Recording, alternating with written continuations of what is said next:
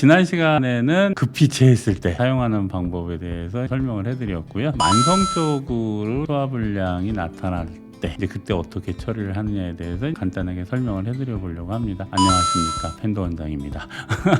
처음에 원래 이게 도입부 얘기를 해야 되는데 좀 바꿔보려고 이렇게 했습니다. 이 동영상이 올라갈 때쯤 되면은 이미 추석이라는 것이 이제 지나갔을 거예요. 저희도 초등학교 때 학교에서 배울 때 보면 초등학교 세대는 아니고 국민학교 세대인데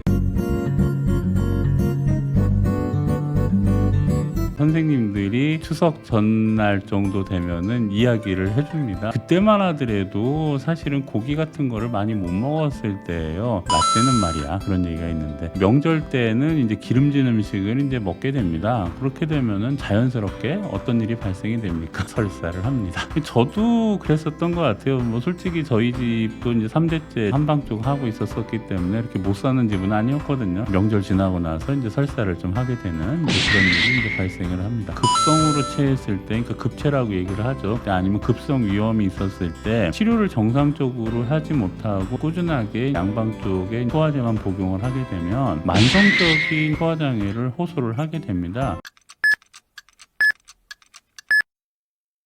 만성적인 소화장애를 치료할 때 가장 어려운 부분이 뭐냐면 환자가 음식물 섭취를 안 한다라고 하면 속이 빌 거 아닙니까? 속이 비게 되면은 치료하기가 되게 좋아요. 단순하게 소화 기능만 좋아지게 한다라고 하면은 해줄 수가 있는데 소화 기능이 떨어진 상태에서 삼시세끼 밥을 먹어야 되니까 밥을 먹으면 그것이 체하죠. 만성 소화 불량에서 제일 어려운 부분이 사실은 그겁니다. 만성 소화 불량인데 자꾸 체한 걸로 해서 소화제를 먹어가지고 속이 더 안 좋아지는 경우가 있습니다라고 이야기를 한 부분이 그래서 그래요. 한방에서는 어떤 역할을 해주느냐면 부정거사라는 이야기를 합니다.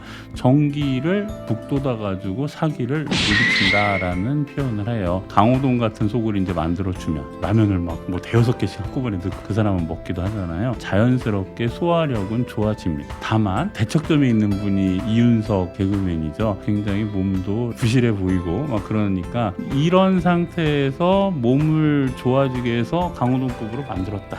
그럼 그때까지 그러면은 체하지 않아줘야 되는데 살면서 밥을 먹다 보면 이제 체하는 거죠.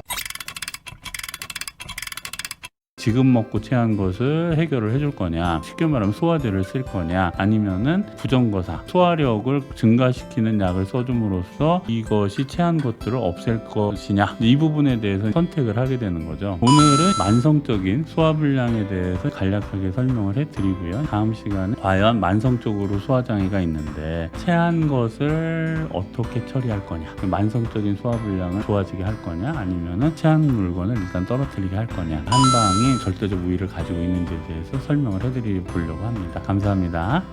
좋아요, 구독 눌러주세요.